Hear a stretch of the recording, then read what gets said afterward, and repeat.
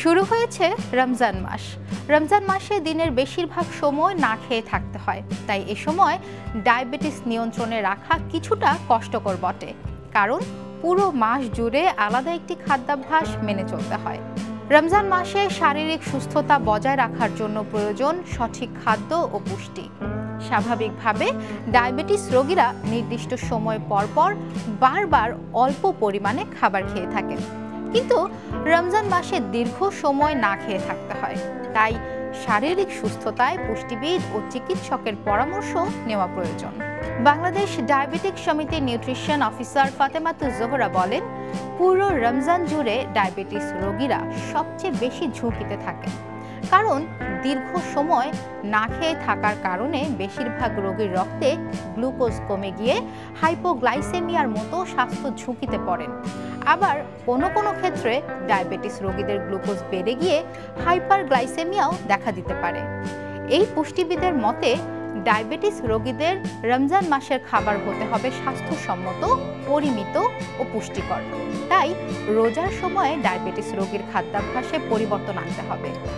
Diabetic রোগীরা কোনোভাবেই সেহরিতে না খেয়ে রোজা রাখবেন না। তাদের সেহরির খাবারে পর্যাপ্ত পরিমাণে আমিষ রাখা প্রয়োজন। সেহরিতে দুধ কলা দিয়ে ভাত খাওয়া ডায়াবেটিস রোগীর জন্য ঝুঁকিপূর্ণ হতে পারে। সেক্ষেত্রে শুধু দুধ ভাত অথবা শুধু দুধ কলা খাওয়া যেতে পারে। রোজা চলাকালে ডায়াবেটিস রোগীর শরীর খারাপ লাগলেও ডায়াবেটিস মেপে দেখতে হবে।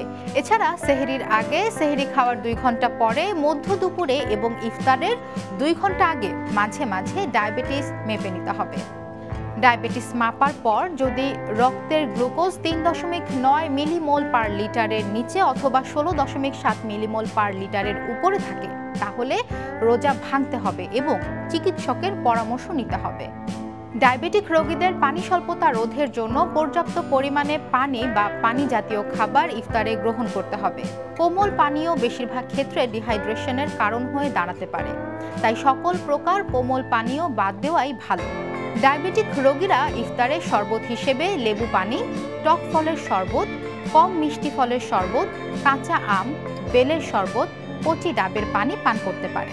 তবে শরবতে চিনি, গুড়, মধু, মিষ্টি যোগ করা যাবে না। এমন অনেকেই আছেন যারা ইফতারে বেশি খেয়ে পরে রাতের খাবার বাদ দেন, কিন্তু ডায়াবেটিস রোগীর জন্য যেমন ইফতারে অনেক বেশি পরিমাণে ইফতার খাওয়া স্বাস্থ্যের জন্য ঝুঁকিপূর্ণ, তেমনি রাতের খাবার বাদ দেওয়াও তাদের জন্য ক্ষতিকর।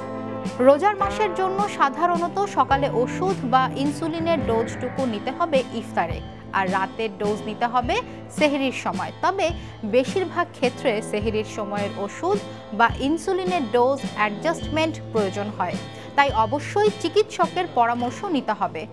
কোনো বেলায় ওষুধ বা ইনসুলিন নিতে ভুলে গেলে পরবর্তী বেলায় ওভারডোজ করা যাবে না, এতে স্বাস্থ্য ঝুঁকি আরও বাড়তে পারে।